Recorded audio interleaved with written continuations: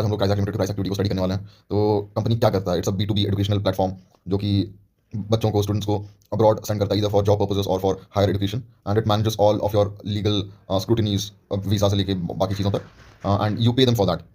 बस आपको कॉम्प्लिकेशंस से राहत मिल जाता है, they handle it all and all you do is pay for it. तो ये मार्केट का मोटा मोटा रूप से पर्पज़ है। इसके पीयर ग्रुप्स देख लेते हैं।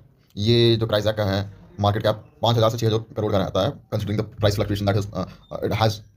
तो इसका जो पीयर ग्रुप है वो मॉक्स ओवरसीज है, एंड सॉरी, एंड ये जो कंपनी है इसका मार्केट कैप आप देख सकते हैं, दैट्स 80 करोड़। तो अगर कंपेयर करें हम लोग ये दोनों कंपनी को, इसमें ज़मीन आसमान का फ़र्क है in terms of market volume.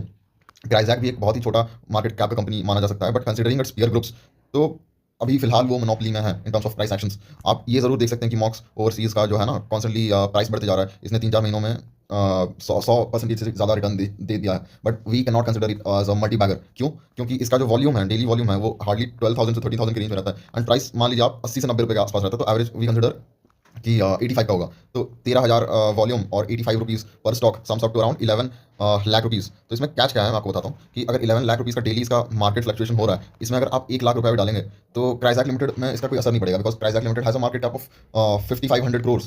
But इसमें जरूर इसका इंपैक्ट पड़ जाएगा। हो सकता है कि अभी का प्राइस रेंज ऑपरेटर्स होल्ड कर रहे हैं, and the moment you put your money into it, I am not saying होगा, but it might get downward strike, because आपका जो इन्वेस्टमेंट है वो डेली मार्केट वॉल्यूम का 10-11% कंज्यूम कर लेगा।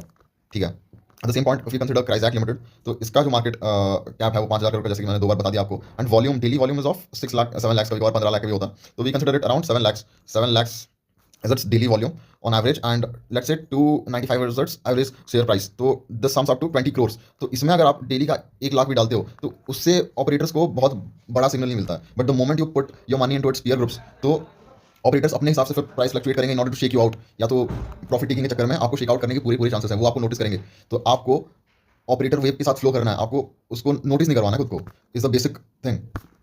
ऑल्सो जो क्राइज़ैक लिमिटेड का प्राइस एक्शन है उसको हम लोग स्टडी कर लेते हैं 2 महीने 3 महीने के रेंज में इन डिटेल, क्योंकि that is the very purpose of this video. तो लिस्टिंग के दिन ही इसने 50-60 रुपीज़ का गेन दे दिया था, एंड 10-15 दिन के गैप में इसने लाइक 40-45% का रिटर्न दे दिया, and then came a sudden downward phase in the stock. इसमें मेरा पर्सनल खुद का अमाउंट भी लगा हुआ था, and I ended up in a loss of around 6-7%। ये मैं क्यों बोल रहा हूँ, ताकि आप इन फ्यूचर जाके अगर स्टॉक में इन्वेस्ट करते हैं, या तो आपने कोई होल्डिंग्स रखा हुआ है, आप वो मिस्टेक्स ना करें जो कि मैंने किया हुआ था। कोई भी आके खुद नहीं बोलेगा कि मैं स्टॉक एनालिसिस करने वाला हूँ and I lost money in it, but I do wish to share it ताकि you don't make any mistakes in this very stock further. तो यहाँ जो शार्प डिक्लाइन आया था वो 2 रीजन से आया था। पहला बात ये है कि जिस हिसाब से स्टॉक ग्रो किया, that was like 45% of its initial volume before allotment, और ऑब्वियस बात है कि उस वहाँ से फिर लोग प्रॉफिट टेकिंग चालू कर देंगे, तो प्रॉफिट टेकिंग भी उतना ही रेंज का, उतना ही इंटेंसिटी का होगा जितना इंटेंसिटी का प्रॉफिट हुआ था, and decline in 45% is a lot in a small cap company और मीडियम कैप कंपनी। तो वहाँ से एक यू नो बेरिश का फेज आ गया, and it was kind of sluggish, क्योंकि एक भी दिन रिटेल को ये नहीं दिखा कि स्टॉक ग्रो कर रहा है। तो मेरा साइकोलॉजी क्या था कि मैं हर टाइम देख रहा हूँ कि ये स्टॉक रोटेट कर रहा है 300 से 350 का, एक पॉइंट पे इट रीच 380 रुपीज़, और if I am not wrong 388 rupees was its maximum price value in these months.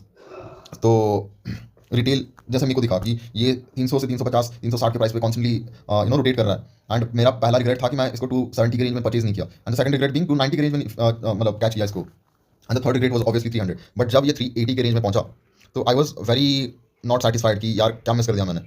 तो जब ये स्टॉक गिरा और 330 के रेंज में आया, क्योंकि ऑब्वियसली मैंने इसको काफ़ी बार इन ड्यूरेशन में 350 से 300 और वापस से 350 में जाते हुए देख लिया था। तो जब 330 पे आया मेरे को लगा कि नहीं नहीं, this is very much the right time to purchase it, and ठीक उसी टेन्योर में the stock started falling to 310 and the very next day to 290, and it kept on falling until 275। And उस मोमेंट में मैंने क्या किया, average कर लिया अपने स्टॉक को। तो 330 का जो एवरेज प्राइस था, इट गॉट एवरेज टू 306 रुपया। ठीक है, एंड इवन द 306 रुपये वाला phase did not show a constant growth, वो कभी गिरता कभी नहीं गिरता, and it was a confusing state. But यहाँ पे क्या हो रहा था, 2 फैक्टर्स प्ले कर रही थी। पहला फैक्टर तो प्रॉफिट टेकिंग का है, and second factor being H1B visa issue. Obviously इसका जो मार्केट कॉन्सेंट्रेशन है वो 95% यूके बेस्ड इंस्टीट्यूट्स में है, और यूएस में इसका कोई वैसे इंस्टीट्यूशंस है नहीं, इंस्टीट्यूशनल कोलैब है नहीं इसका, बट जस्ट बिकॉज ये रिटेल को इतना अवेयरनेस नहीं है स्टॉक के बारे में, they started panic selling, most of the retail started panic selling, या तो रिटेल एंटर ही नहीं करना चाहती थी आगे जब वो न्यूज़ आया, and that played a major role. But आपको ये बात जाननी बहुत जरूरी है कि यूएस मार्केट में इसका हार्डली 0.2% इंस्टीट्यूशनल टाई अप है, दैट इज कंप्लीटली नेग्लिजिबल, जो कि that can be summed up to 0%। तो यहाँ पे रिटेल ने अपना क्रिटिकल थिंकिंग यूज़ नहीं किया, ना कि मैंने भी नहीं किया, वो आपको बताता हूँ कैसे। इसका क्वार्टरली रिजल्ट अराउंड 16 अक्टूबर को आने वाला था, एंड मैं 22,000 के इन्वेस्टमेंट में लाइक 17,000 में पहुँच गया था। That was decline of 5,000 rupees. तो मेरे को काफ़ी एंग्जाइटी थी स्टॉक से रिलेटेड। तो जब प्राइस रिकवर होकर 2500 पे आया and that was 2 days before the quarterly results, तो मेरे को लगा कि हो सकता है कि क्वार्टरली रिजल्ट्स खराब आए, एंड आप यूट्यूब चैनल्स को फॉलो करके बिल्कुल मार्केट के पॉसिबल आउटकम्स को मत आंकिए, because that is very wrong. Even my YouTube channel it's not gonna give you any future predictions, but आपको मैं बस मार्केट का मूवमेंट ही बता रहा हूँ। तो जैसे कि बाकी यूट्यूबर्स थे, मेरे को काफी नॉलेज नहीं था स्टॉक के बारे में, एंड बाकी यूट्यूबर्स ने कहा कि इसका क्वार्टरली रिजल्ट हो सकता है कि खराब आए, नेगलेक्टिंग द फैक्ट कि यूएस में इसका कोई कंसंट्रेशन है ही नहीं, तो how come can it affect it's quarterly results. तो जब क्वार्टरली रिजल्ट्स आए तो company showed huge growth, company showed a revenue growth of 25%, and the very next day there was a great spike in its price। यहाँ से आप 16 अक्टूबर को देखिए 279 के प्राइस से जाके 315 320 even 330 at a point it reached, that was way higher than my break even. तो आपको क्वार्टरली रिजल्ट के पहले वाले दिन कभी एंग्जाइटी या फिर कुछ हो, आपको नहीं बेचना चाहिए। आपको बेचना हो तो आप क्वार्टरली रिजल्ट से 10 दिन पहले बेचिए, या तो आप क्वार्टरली रिजल्ट्स के आ जाने का वेट करिए। क्वार्टरली रिजल्ट के पहले वाले दिन के वॉलिटिलिटी के हिसाब से आप स्टॉक को जज मत करिए, दैट इज वेरी रॉन्ग। तो मैंने जब 22,000 का इन्वेस्टमेंट 20,500 में बेचा, इट फेल्ट लाइक मैं अपना लॉस का इंटेंसिटी कम कर दिया, but no, the very next day the amount would have been 24K। तो आपको ऐसे डिसीजंस नहीं लेना चाहिए। You need to involve a critical study in every stock, and then I switched to a more volatile stock just in order to recover those 15,000 rupees again, and I'm not in a good position which I can say।